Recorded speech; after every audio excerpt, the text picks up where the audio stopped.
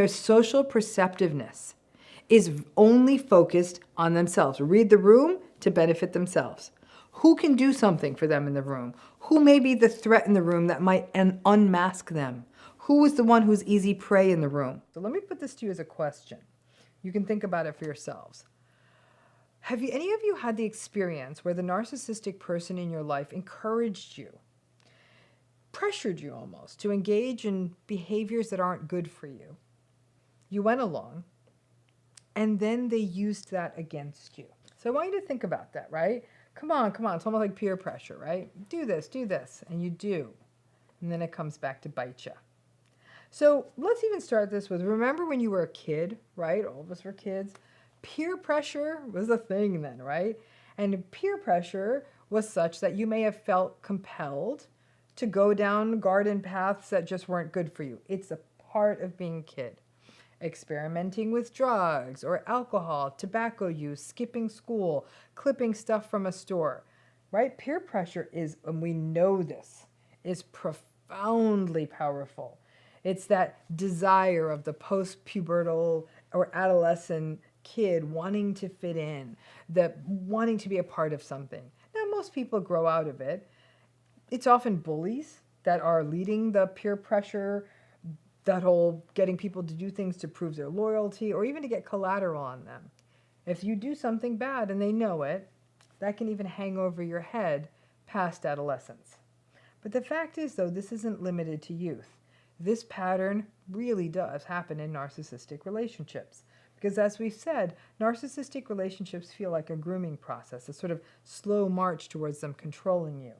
Now, there are a few reasons a narcissistic person may want you to do something that you don't want to do. Those things might include substance use, alcohol use, sex, spending money, or investing money. So especially early on, they may encourage and even psychologically coerce you to do the behavior you don't want to do. Oh, come on, you're such a stick in the mud. You're no fun. God, why are you so against just taking a little bit of a risk? Or you're such a prude. If it's early in the relationship, you may give in to keep the relationship going. You may give in because you actually don't identify as a stick in the mud or as a prude or as risk averse. So you give in because you don't want that to be your identity in the relationship. You go along.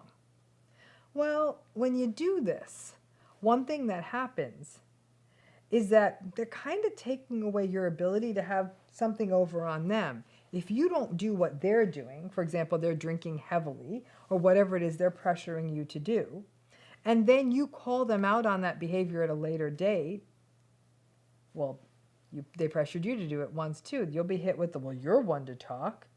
They may even show you, for example, pictures of you drinking, maybe even drinking too much. Narcissistic folks are really tactical. And by bringing you down with their behavior, they're able to push back on their own shame. Well, you did it too, so it can't be that bad. Another is part of them testing the limits early in a relationship. If they're able to successfully pressure you, then they are establishing that they can push a boundary. And if you yield, then they're just going to keep pushing more. But what they may end up doing then is taking those images and having those images that they keep as basically extortionate images that they can use to drive the course, for example, of a divorce proceeding.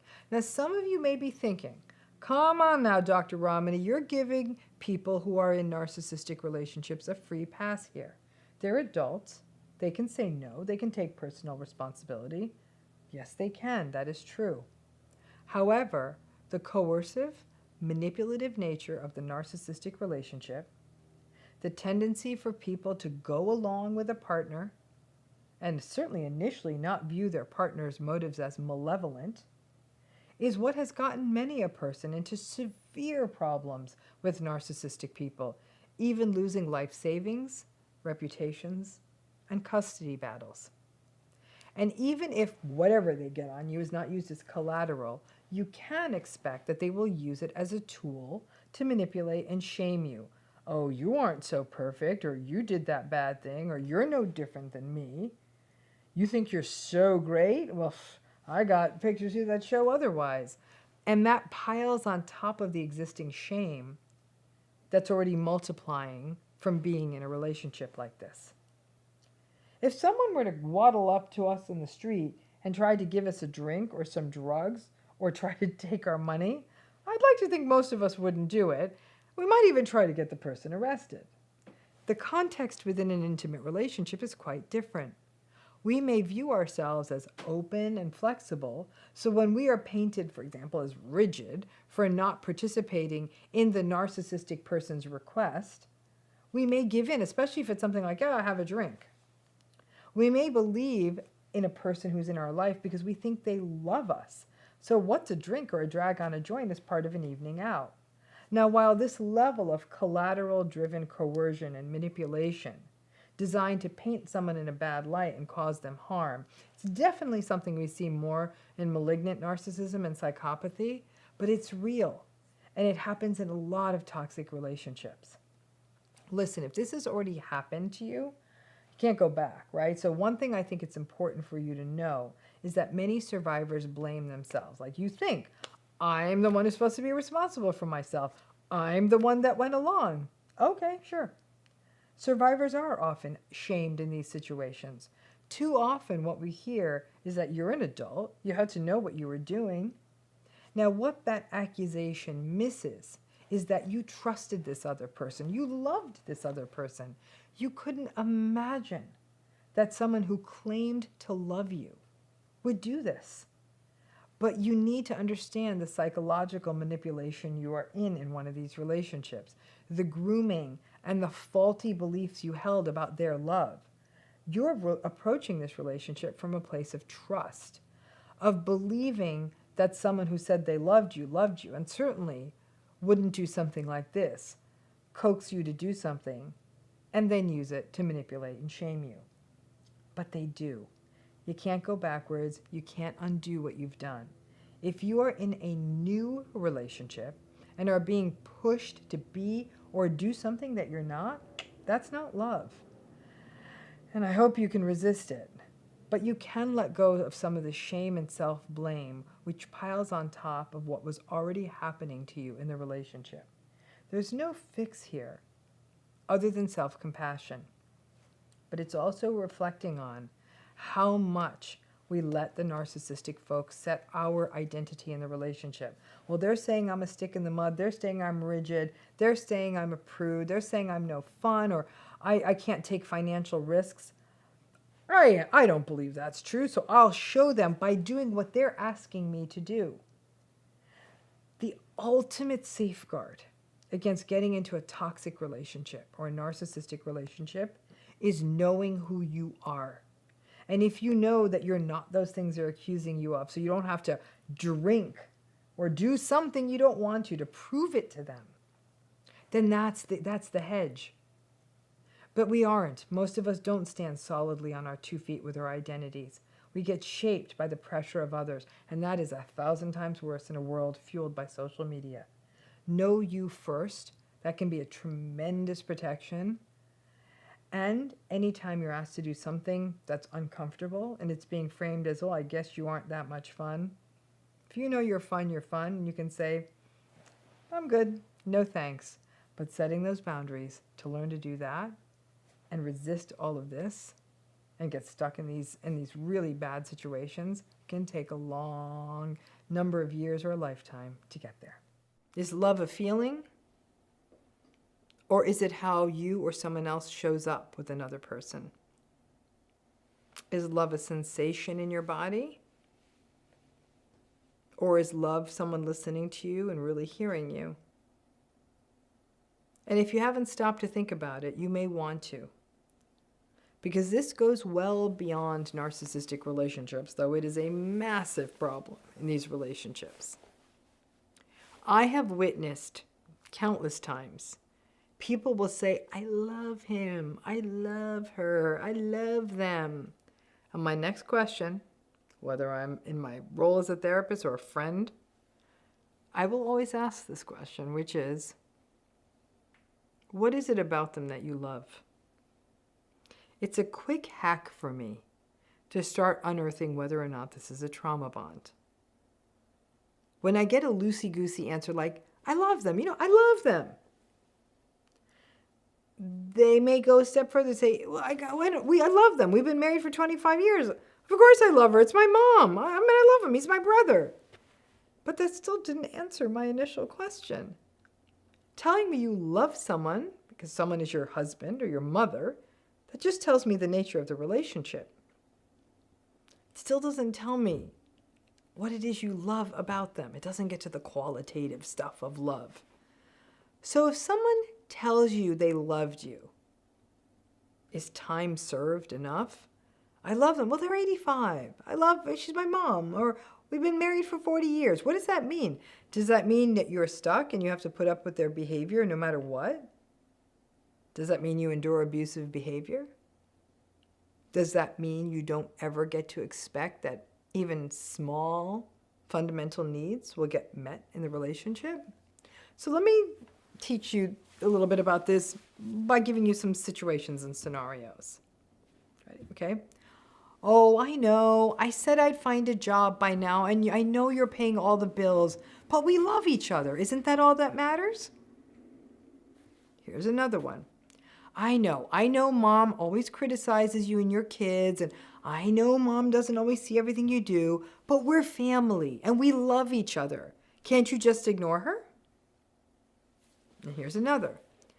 Oh God, come on, that text means nothing. It's just stupid shit I did when you were out of town that one time and I was drinking. She's nothing. I love you. Isn't that what counts?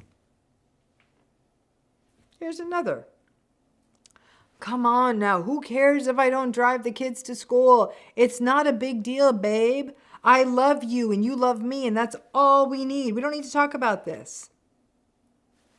How about this one? Oh, I forgot you asked me that. Oh, come on, stop being so mad at me. I didn't hear it.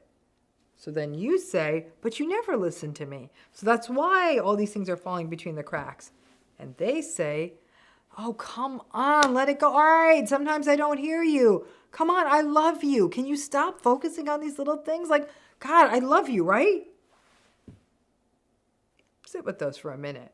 Because in each of those scenarios, and these happen all the time with some variations, and I hear them every single week now for decades in my practice, there's something interesting happening.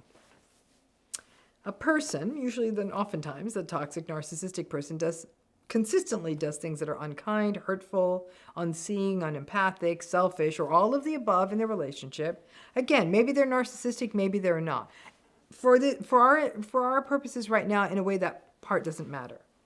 And instead of addressing the issue when you try to talk about it, whether it's criticism or financial irresponsibility or betrayal or not helping with household duties or the kids or something, or not listening, they just say, oh, come on, that's not important. I love you, or we love each other. That's more than enough, right? Actually, no, it's not enough. The love stuff is great for a poem or an opera or a movie or a play, but it's not enough in real life.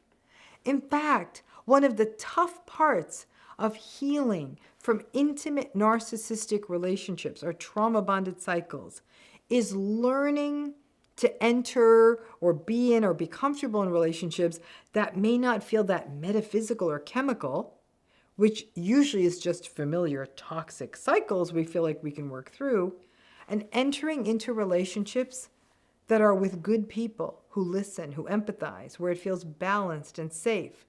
And no, it won't be perfect. No relationship's perfect. But we feel heard. And we don't always feel hypervigilant or on high alert. A very big mistake that a lot of people do make is that they interpret that hypervigilance feeling and assume it's sparks. It's actually more likely to be your sympathetic nervous system sizzling and trying to warn you. Now, the good person that you might meet, where it's balanced and safe, may not be so much the sparks as an unfamiliar but warm, comfortable feeling, and without the chaos, it can be misread as friend zone.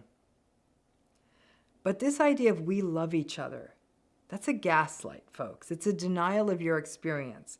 Yes, them holding up their financial or household responsibilities or being there or not betraying you, it's real. Just because they love you doesn't mean that those things aren't difficult, nor are they acceptable. And this magical idea that I love you will make it all go away and make it better, it's nonsense. Narcissistic people weaponize that phrase all the time. It's even more toxic when they hit with the "we love each other," because then you're being pulled into their whole toxic narrative. You're also being put on your back foot, having to defend that, yes, sure, yeah, I love you, but that's not what the conversation is here.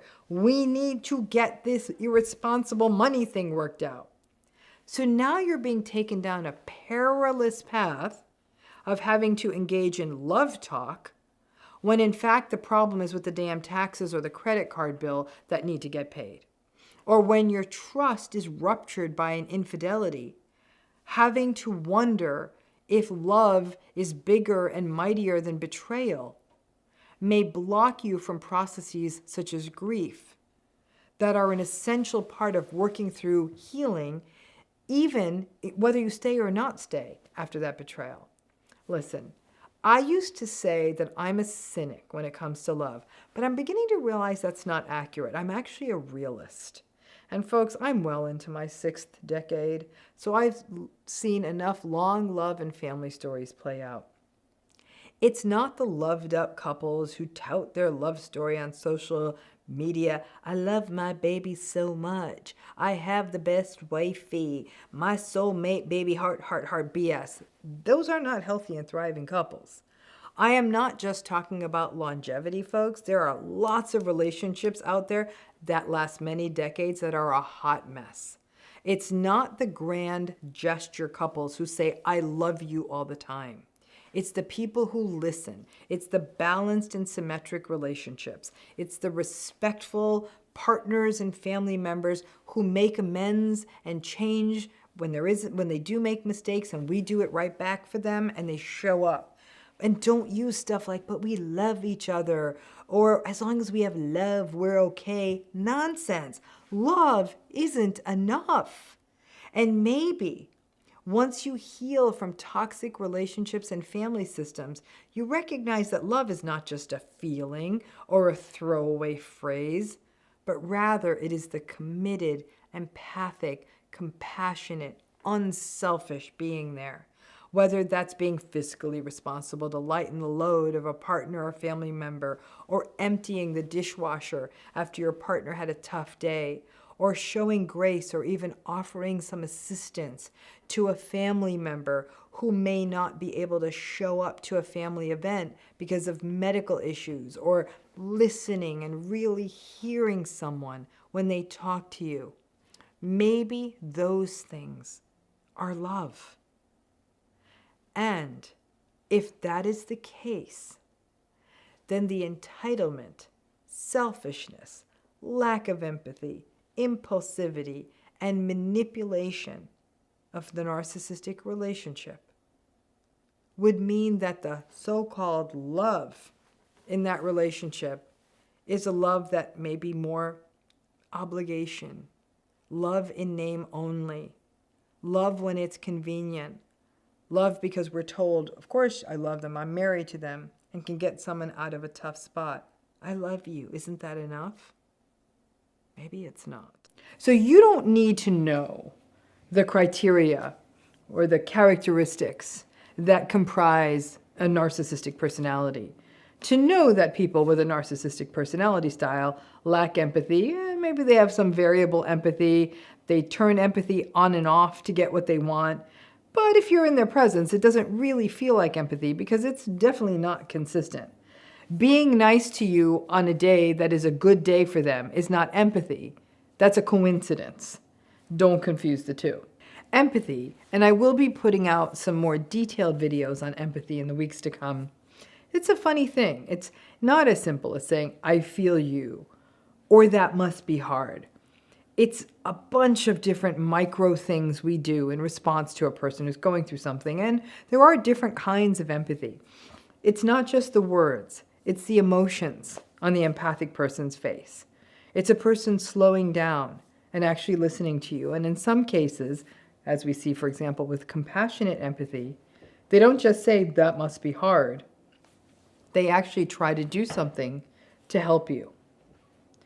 Now, empathy requires being attuned enough to other people that you are aware of their emotional states and you respond to those emotional states in a self-aware and other-aware, frankly, manner. And you're aware of yourself and how you affect other people, right? Now, obviously, narcissistic people do none of that consistently, and they do none of it genuinely. When a narcissistic person looks empathic, it's usually performative or transactional. They do it to get something they need or to feel better about themselves.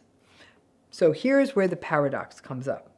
If there's one thing we know about a narcissistic person, it's that they are one hell of a salesperson. And that's why narcissistic people make such good CEOs, politicians, influencers, anything where they are trying to convince someone of something that benefits the narcissist and may or may not benefit the other person, but they try to make that other person think it's benefiting them, right? And the reason that they're so good at it is that because they are very socially perceptive. You heard that right. Narcissistic people are very socially perceptive. They're actually more attuned than you could ever imagine. They may actually pick up a tiny change in someone else's expression that other people may miss. They may pick up a shift in the energy of the room. They're very aware of other people.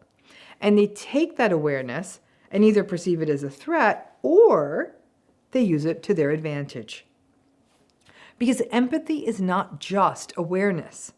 Empathy is an emotional attunement, an awareness of other people and an awareness of self. And it is about caring about other people in a way that their emotions matter. You aren't just studying the other person when you're empathic. You are concerned. You're concerning yourself with their welfare. The narcissistic person's social perceptiveness and awareness is just that. It's a study. It's an analysis. It's almost like a thief casing a bank or a store or a house before they burglarize it. The social perceptiveness of the narcissistic person means that they are learning the equivalent of the exits, the entrances, the unlocked windows, the timings of when the deliveries come, when the guard goes on the break, right? It's acute observation. They're doing the equivalent of that with you. There's nothing empathic about it, though. The social perceptiveness and analysis of narcissistic people mean that they can look very interpersonally skilled. It's the core of the charm and the charisma. They know how to hold conversations with a wide variety of people. They are able to figure out the temperature of the room. But their social perceptiveness and their sort of attunement, for as long as it lasts, is not serving an empathic function. It's doing two things. First, it's getting the narcissistic person's supply. Most people out there think that someone who asks good questions and is really paying attention, they'll think that person is empathic. And will often get into a conversation with a narcissistic person and in fact think and say like, oh, what a great person. And the supply for the narcissistic person, in some cases, it may simply be the information they get about a person from a conversation, but it also may be them learning how another person ticks. Or it could be getting attention and being told that they're great. The other thing that the narcissistic person is doing in their intent conversations is sussing out threat. Narcissistic people tend to be very suspicious. They are always scanning the room and determining where the threats lie. And when I say threat, I don't mean that they are looking for someone who is literally going to physically harm them. They are also scanning the room to determine if someone in the room may be smarter than them. Someone who may kind of be onto them. Might be someone whom they may not be able to play. And here is where it gets really interesting. And keeping in mind that all of this is happening at a rather deep, out of consciousness level for the narcissistic person, they are also scanning to figure out who really sees them, who kind of has their number. Any of you who have been truth tellers in a family system, you get this. And from an early age, you kind of had your parents' number, which may have turned you into a scapegoat. When a narcissistic person senses that you kind of see what they're about, that you're able to see past their shiny charm and charisma, that you kind of see through to their grift, they don't like that. And they are perceptive. And this, in fact, is why knowing what narcissism is and the warning signs like charm and charisma and that sort of performative empathy, it's so important to know this. It's why this channel exists. Because you may be able to dodge them early on simply by being perceptive and not falling for their grift. And what often happens is that a narcissistic person is often able to work a lot of the room, but not some selected people in it. And they will waste no time in talking smack about the people who the narcissistic person knows they can't quite play or manipulate, right? So they know they got your number. They'll say, I don't know, do any of you like that person? I don't trust them. I have been in this situation. I loathe fancy, charming, charismatic people. The shinier and more arrogant and snobbier and more elitist, the more I shut down. And I tend to distance myself and watch the whole thing from the perimeter. In one case, I remember a friend of mine really falling hard for such a charming person at a party and wanting to keep talking and even started dating this person, but I wasn't having it. And he could tell. I kind of saw who he was. Very early in the game, he started talking about me in a way that was meant to cause suspicion in her. Almost right away, the isolation game starts early when the narcissistic person has found their mark and they don't want other people to mess up their game. But let's go back to that social perceptiveness. Their skill at this actually can trick people into thinking that the person is not narcissistic, right? Because they understand people, right? New and even old observers of this narcissistic person may take the stance that this person is so acutely aware of everyone. They remember stuff about them. They ask lots of questions. They pick up the inconsistencies in the conversation. They must be empathic because they're so keen and sharp when it comes to what other people are doing or saying or what they're about. And this is a common error that people make.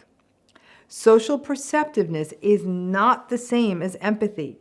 In fact, this is why the entire realm of emotional intelligence and narcissism can get really thorny. Because in their fashion, the narcissistic people are very emotionally intelligent. They wouldn't be so successful if they weren't. The exception to this really are the vulnerable narcissistic folks who don't have this skill. But all of the other subtypes of narcissism have it. And their social perceptiveness is only focused on themselves. Read the room to benefit themselves. Who can do something for them in the room? Who may be the threat in the room that might unmask them? Who is the one who's easy prey in the room? Narcissistic people have an uncanny capacity to smell out weaknesses. Again, they can in essence sort of case the joint and figure out how to steal who and what they want. That, folks, is not empathy. Don't get me wrong. It is one hell of a skill to be that socially perceptive, especially if you're a strategist, a tactician, a negotiator, a lawyer, a person who's trying to close a deal. But it's not a person who really cares, who is listening to you and being present in your service as well, to be present with you, to care for you, and to help you. This social perceptiveness, kind of hollow social perceptiveness, is one of those subtle warning signs. So be careful to not confuse their social skill with empathy. The social skill can trick you, but as always, when you're in the presence of someone, pay attention to how you feel. In many ways, no matter how socially perceptive they are, it can feel like they are looking through you and not at you when they are talking to you. And just being a great conversationalist, that's not empathy. That's charm. Keep them separate, and trust me, if they sense that you can sort of smell them out and see through their mask, they will avoid you, but they also may talk smack about you. We are told that people who are socially skilled are somehow virtuous. It's not that easy, and it can take a minute to figure this out. None of this is simple, And some of these elements of narcissism can, if nothing else, I hope you can hear this and recognize it makes sense why I was played, because I actually thought this person was empathic. We've all made this mistake. So here's a question that's come up a few times that people have brought to me. Does a narcissist know that they are future faking? Or do they believe that they can change or deliver on these future faked promises? Drop your answers in the chat. I'd love to read those. Because future faking is the worst, because it's an almost impossible thing to work around. If you are in a narcissistic relationship and you are future faked, there is no way to call it out in the moment if you are still justifying and stuck. If the thing that is being future faked, things like, when I get the promotion, we will move and I'll be home more, or I'm going to get into therapy and do this or that. The fact is, it takes a minute for those things to happen. So frankly, the only people who often feel able to take a stand against future faking are those who have been so repeatedly future faked that one day they have enough evidence to say, you promised this 10 times. Well, the narcissist, no, this time's different. And hopefully the person has the fortitude to say, not after 10 times do I believe you. But that means that the person has wasted years, maybe even decades, to gather the evidence that the future faking was indeed fake. Now, in case you don't know what it is, future faking is keeping someone in a relationship on the basis of a promise to change, or that the thing the person wants will happen in a certain number of months. Most future fakes are for things that will happen within 6 months. Some can be longer term, like telling someone, I want children, but I'm going to want them after I get a certain amount of stability and make a certain amount of money.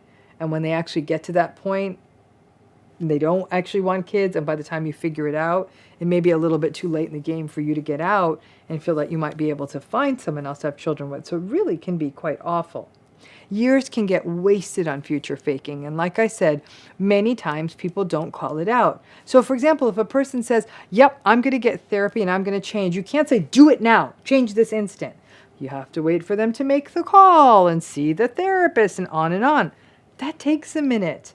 And if enough stuff of life is happening or distraction while this promised therapy is launching, if it ever launches, you may even forget that promise, and then the problem's going to come up again, and you're right back where you started.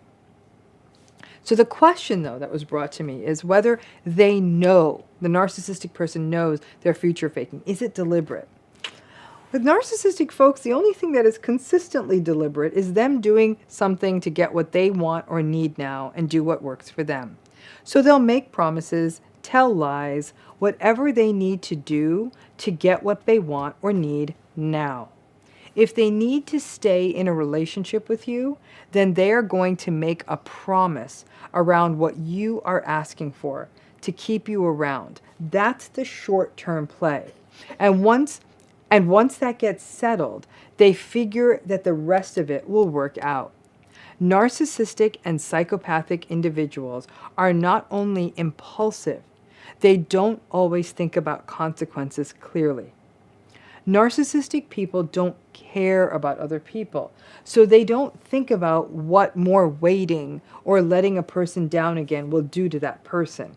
All they know is that they told you that they would do what you asked down the road, so you don't leave them or get mad at them or take away validation from them. They are arrogant and grandiose enough to believe that it will all work out and unempathic enough to not care how it will affect you. They don't think they need to change. Now, that's not all narcissists.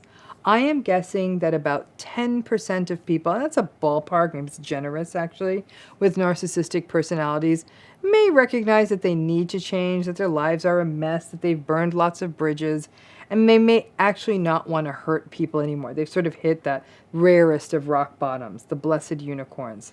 It doesn't mean that they can, But those folks may be able to make some small, potentially sustainable changes, maybe enough to relieve some of the pressure.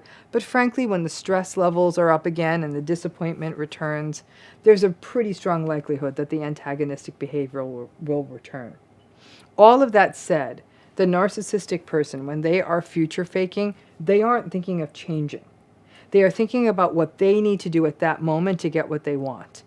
Whether that is taking money from you that they say they'll pay back, borrowing your car that they say they'll have back in time for you to go to work or something, that it's time served in therapy so that you don't leave them. Whatever they want right then, that's what they're focused on.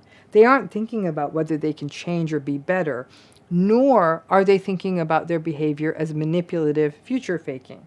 They are thinking about what they want now and how to get it, regardless of what the cost is going to be for you. It's hard to change when we don't think change is necessary. It's hard to change when we think it is. It's almost impossible when we don't. And this is compounded by the inconsistent empathy that we see in narcissism.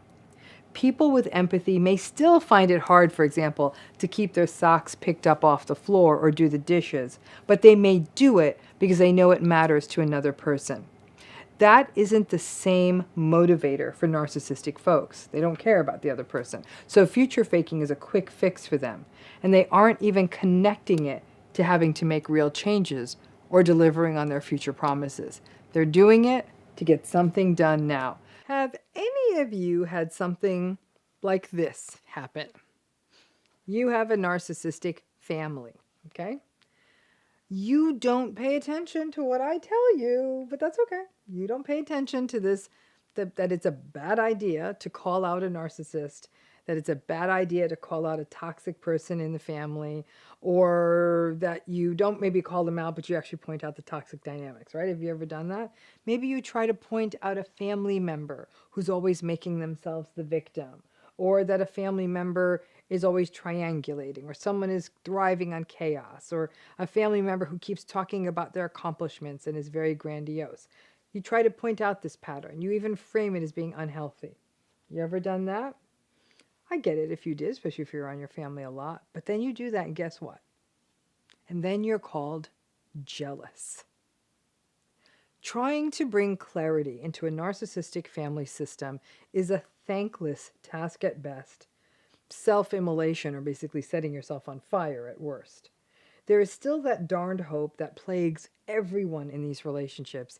Maybe if I can find a gentle way to point it out, then maybe we can work towards something normal, or people will finally see the truth I am speaking. Hell, you may even be pointing it out, not even so much to benefit yourself, but because you see that another family member is being harmed by these unhealthy patterns and you want to stop it for their sake. But it's almost impossible to crack through the denial of any family system, least of all a narcissistic family system. Families are brutal spaces. When we were children, we needed them, right? We needed our food, we needed shelter, we needed people to look out for us. As the world evolves and changes and we grow up, we sort of need them less on a practical level. We can make friends and build other kinds of close relationships. But when it comes down to it in families, we still seem to need them on a psychological level. These places of our histories, our early attachments, our hope of having a space where people look like us and know our histories and were genetically or custodially assigned to us. So there's a lot of investment in making families work, even when they are woefully broken. There is a lot of shame when a person doesn't have a healthy, functioning family system. A sense of perhaps there is something wrong with me because I'm from a messy family or a chaotic family, or I'm detached from my family. However, then we get into the ugliness of cognitive dissonance. If I want to be part of this family, well, I'm from a good family. I've got to, who wants to be a part of something bad, right? So you justify it. But when you hit that wall, you just can't justify anymore, and you want to bring clarity. Many people will say that they were told that they are just jealous or covetous of the toxic person, who's often a sibling in the family. That will happen. You're sort of pointing out a pattern in a sibling. Oh, you're just jealous that your sister's getting married. Stop it. You're just jealous that your brother's business is doing good. Oh, come on now. You always wanted to be the one to get all the attention, and now he is. However they frame it, you're trying to point something out. Now you're jealous, right? So now it's twice as bad. Not only have you brought no clarity to the table, but people are now hitting you with these sort of gaslighted accusations about a pathology in you, your jealousy. You may even pause and wonder, am I? Maybe I am jealous of my sister. I don't know about that part, but what I do know is that when a person tries to shed a light on these systems, and it's not just families, it can be workplaces, that if you try to point out the toxic behaviors of a colleague, that the workplace response may be, oh, she's just jealous of that person's rapid rise in the company, or whatever it is that they think that you may be jealous of. It kind of effectively silences you too. You don't feel like you can point it out because you don't want to have that accusation, especially if it's not true. Now, these accusations of jealousy, when people try to take on narcissistic people or point out the patterns, can be unsettling and angering. It can shut down the discourse, but like I said, nobody wants to be seen as jealous. It can also foster self-doubt and even self-blame. It can reinforce a false narrative within a family system, and worst of all, can allow the toxic, narcissistic dynamics within the family system to persist indefinitely and maybe even get worse. Because it is a message to the toxic person or people in a family system that if anyone dares to try to identify these patterns, then they will be the ones to be made to seem flawed or damaged. That's how deep this denial goes.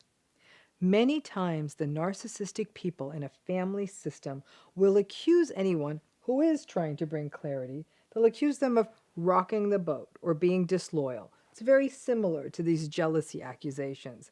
This is depressing because it's really a wake-up call that it is very rare to be able to bring these dynamics to light and have people see them. If you see them, often the best you can hope for is to disengage, keep these folks at arm's length, practice some radical acceptance, and honestly, your disengagement may mean that other people are having to start to bear the wrath of the narcissist in the system, or they may have to see it more clearly because you're not there anymore, and they may come over to your more clear and wise side of the street on their own without you having to point it out and be called the jealous one. Let me know if this has ever happened to you. It's angering when it does. Thanks again.